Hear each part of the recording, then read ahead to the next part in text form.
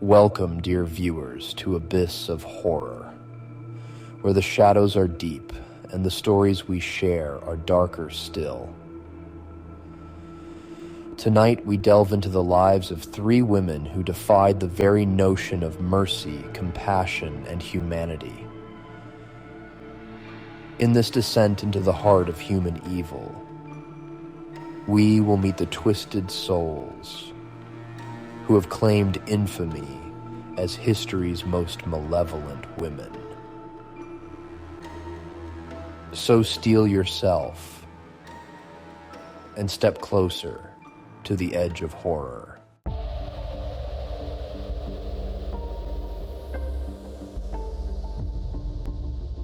The Blood Countess, Elizabeth Báthory. The chilling story of Elizabeth Báthory begins in the grand halls and darkened corridors of the Carpathian Mountains in Hungary. Born in 1560, Elizabeth was of noble blood, a countess with beauty that bewitched many. But under that veneer of elegance lay a twisted desire for power, youth, and beauty. It's said that as a young girl, Elizabeth exhibited signs of cruelty, delighting in the suffering of others. Growing up amidst war, political intrigue, and violence, her childhood taught her that power could be won by those who seized it without mercy. As she reached adulthood, Elizabeth Báthory married Ferenc Nadasdy, a nobleman and celebrated warrior. While her husband was off fighting in battles, she was left to manage the vast estates, ruling with an iron fist. But there was something darker still lurking within her, a thirst that went beyond riches and power. Whispers in the village grew as girls began to disappear. Young peasant girls, some only in their early teens, would go to Elizabeth's castle, lured by the promise of work and protection. They were never seen again. Elizabeth's obsession with beauty led her to believe that blood, pure, youthful blood, could preserve her looks and stave off the grip of time. According to legend, her depravity began one evening when a young maid accidentally pulled her hair while brushing it. Elizabeth's rage flared, and she struck the girl so hard that blood spattered onto her hand. As she looked down, she thought her skin looked younger, more beautiful. This moment supposedly sparked an unholy ritual that would earn her the title of the Blood Countess. In the dark dungeons of her castle, Elizabeth devised torture methods beyond the imagination of even the cruelest minds. Some were beaten until their bones shattered, while others were left to die in agonizing, inhuman positions. It said she would bite her victims, tearing flesh with her teeth, relishing the sight of their fear. Other stories suggest she bathed in the blood of her victims, believing it would grant her eternal beauty. Though these stories have been debated and embellished over time, what remains undeniable is her ruthlessness and thirst for cruelty. Over the years, Elizabeth's death toll grew. Estimates range from dozens to hundreds of young girls whose lives ended in the dark corridors of her castle. The local nobility turned a blind eye, for Elizabeth was powerful, her bloodline untouchable. But eventually, her sadistic rampage could no longer be ignored. In 1610, after rumors reached the ears of King Matthias II, an investigation was ordered. When authorities arrived, they were met with a nightmarish scene. Bodies littered the dungeons, and the castle walls seemed soaked with the malice that had filled them for years. Elizabeth was tried, though her noble status spared her the indignity of execution. Instead, she was sentenced to life imprisonment. They bricked her into a small room within her own castle, sealing the doors and leaving only small slits for food and air. She spent her final years trapped in the same fortress where she had wreaked so much horror, dying in that suffocating prison in 1614. Her legacy lives on, the legend of a woman consumed by vanity, cruelty, and an insatiable thirst for youth, leaving her forever known as the Blood Countess.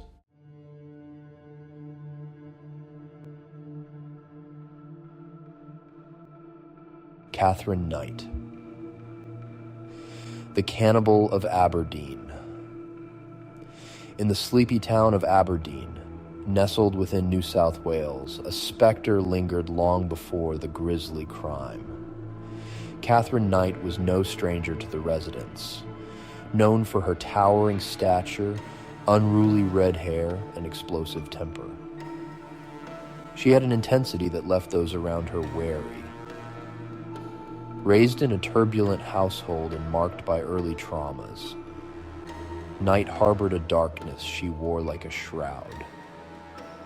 A darkness that was fated to consume her entirely, and anyone unfortunate enough to come too close. Knight's early life was punctuated by violence. She grew up watching her father brutalize her mother, witnessing scenes of cruelty that no child should endure. Yet Katherine seemed to absorb this violence, making it part of her very marrow. She relished the idea of working in an abattoir, where the stench of blood and the sight of flayed carcasses suited her well. Friends and family noticed her particular enjoyment in gutting and skinning animals, her movements efficient and mechanical, almost reverent. The knives were her tools, but they became something more, extensions of herself, cold, unforgiving, and eager to bite. She began collecting them, hanging her favorites above her bed, as if these blades were some grisly talisman. Then came John Price, a gentle man with a quick smile and kind eyes. His friends warned him against Katherine. Tales of her volatility, like cautionary whispers, meant to ward him off. Yet he was drawn to her in a way he couldn't explain. Perhaps he thought he could tame her. Or perhaps he was just another moth attracted to the flame, unaware of how close he was flying. Their relationship was tumultuous, a sickening mix of passion and violence.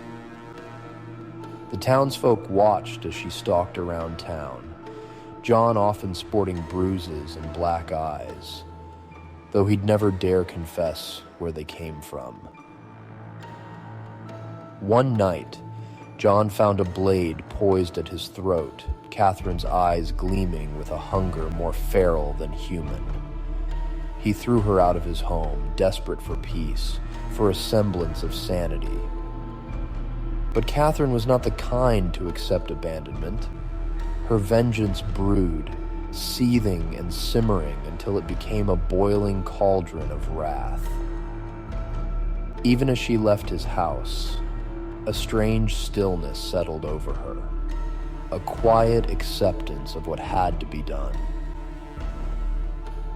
On February 29, 2000, Katherine made her final preparations, the air around her charged with sinister purpose. She went to John's house, donned a slinky black nightgown, and seduced him. Her touch soft, her words a lullaby meant to dull his senses. Perhaps there was even a glimmer of hope in him. Some naive thought that maybe this time she had changed, that maybe this time he wouldn't wake up to his worst nightmare. But he didn't wake up at all. Katherine took one of her cherished knives and plunged it into John's flesh with a force and rage that only years of violent restraint could birth. 37 times she drove that blade into him. Each strike a calculated act of rage and betrayal. Blood spattered her face, her hands, her body. But she moved with mechanical precision, her years of abattoir work guiding her. When she finally stepped back, she stared at the limp, lifeless form before her. Her breathing calm, almost serene. But she was far from finished. In the quiet hours that followed, she set about her grim task with a twisted sense of ritual. She skinned him with practiced hands, her blade moving as it always had, slicing through skin and sinew with ease. She peeled him as if he were an animal on the slaughterhouse floor, her movements meticulous, almost reverent. When she was done, she hung the hide in the doorway, like a grotesque trophy or a warning. Yet even that wasn't enough to quench the hunger gnawing inside her. She decapitated him, setting his head in a pot on the stove, the flame casting flickering shadows on the walls as the water began to boil. The scent of boiling flesh filled the house, a stench so foul that it seemed to cling to the very walls. Katherine cooked portions of his flesh with vegetables, setting the plates on the table, cutlery neatly placed beside them. She adorned each plate with placards bearing the names of John's children, as if she meant to serve them their father. When the police arrived the next morning, they were greeted by a scene that would haunt even the most hardened among them. The house reeked of death and decay. John's skin hung in the doorway, his head boiled in a pot, his flesh laid out as though he were some ghastly feast. The officers, shocked and sickened, found Katherine in a near catatonic state. She was taken into custody, her face as expressionless as a mask, her mind as calm as the eye of a storm. In the ensuing trial, the courtroom was filled with a horror-stricken audience, each one unable to fathom the depths of depravity to which Katherine had sunk. She showed little remorse, her gaze cold and unwavering as the court recounted her crimes. When asked why she had done it, she offered no real answer, as if even she couldn't, or wouldn't, explain. Her silence became part of the horror, a void into which the world could pour its darkest imaginings. Katherine Knight was sentenced to life in prison without the possibility of parole, becoming the first woman in Australian history to receive such a punishment. Her cell remains her only world, a bleak place stripped of all humanity, where even her beloved knives were taken from her. She now spends her days in silence, a living reminder of the horror she unleashed. But some say that the people of Aberdeen still feel her presence, as if her darkness lingers in the air. Her story became legend, a tale whispered in hushed tones of the woman who loved knives and the man who paid the price. For Katherine Knight is not simply a name. It is a shadow that looms, a reminder that beneath the surface of even the quietest towns, horror can wait, coiled and ready, as silent and deadly as a blade in the dark. before we unveil the final and most sinister woman of them all. Like and subscribe. Let your support echo through the dark corridors of history's torture chambers.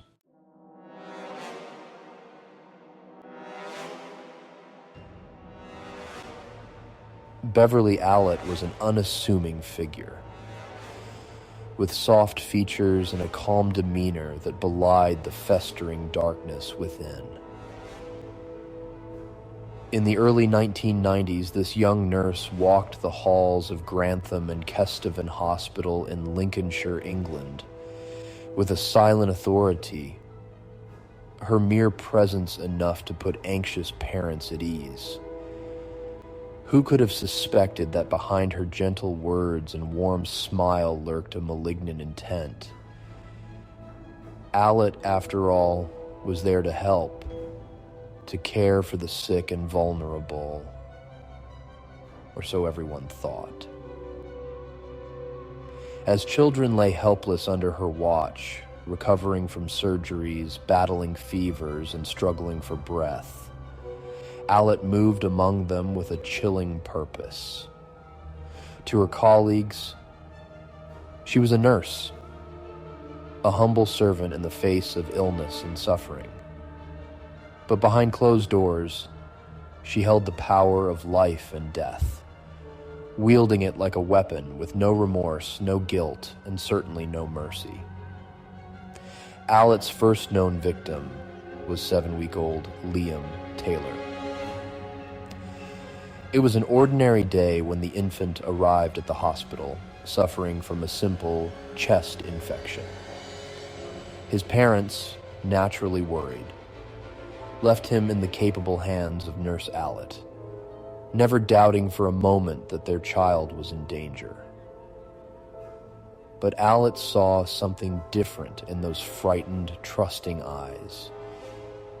She saw an opportunity.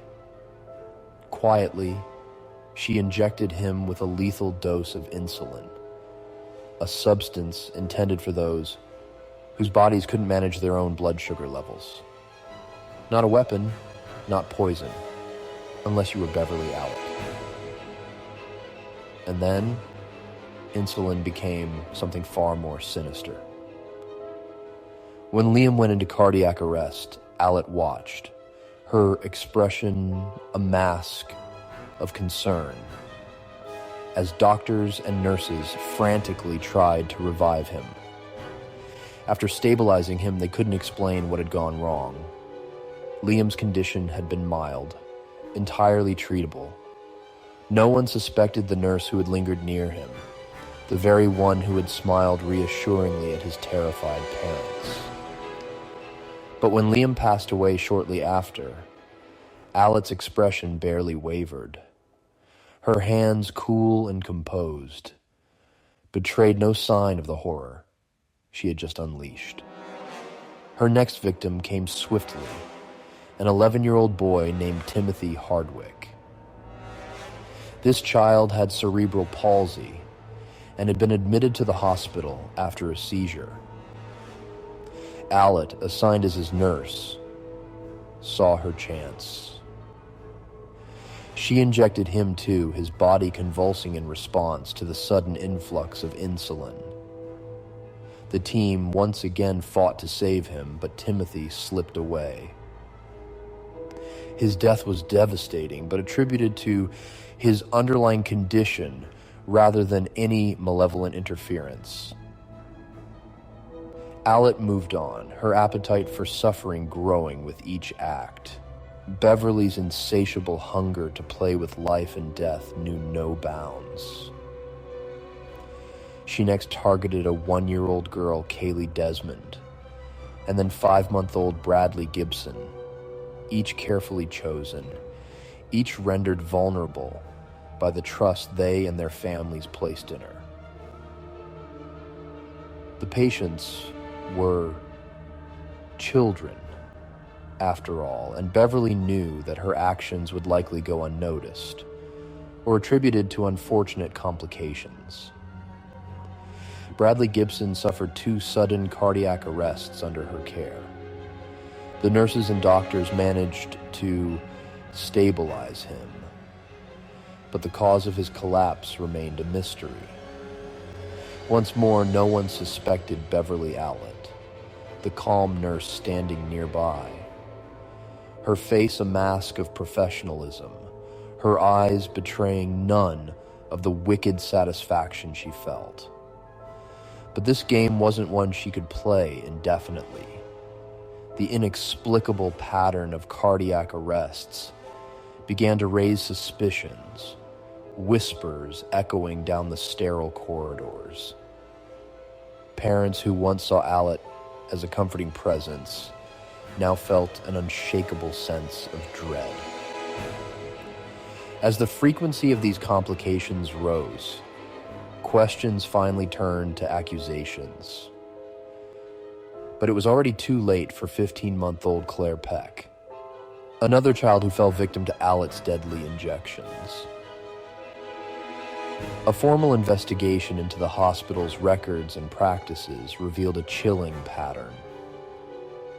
Beverly Allitt, who should have been the lifeline for these vulnerable young lives, was the orchestrator of their suffering. Her weapons, needles and syringes, mundane tools of medicine twisted into instruments of horror.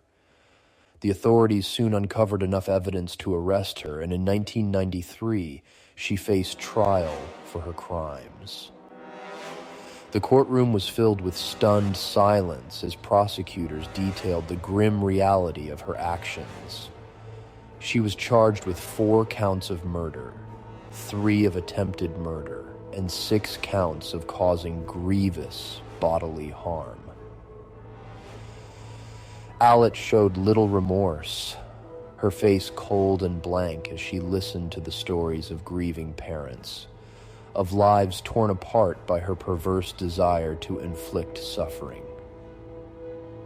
She was sentenced to life in prison, where she remains, her once gentle demeanor, now a hollow shell. The mystery of Beverly Allitt's motivations has haunted the minds of those who encountered her story. Why would a woman devote her life to healing, only to transform it into a nightmare of betrayal and death? Some believe she craved the attention that came with crises, perhaps suffering from Munchausen syndrome by proxy, a disorder compelling her to harm others to garner sympathy. But others see in her something darker, an evil as cold and calculating as any monster.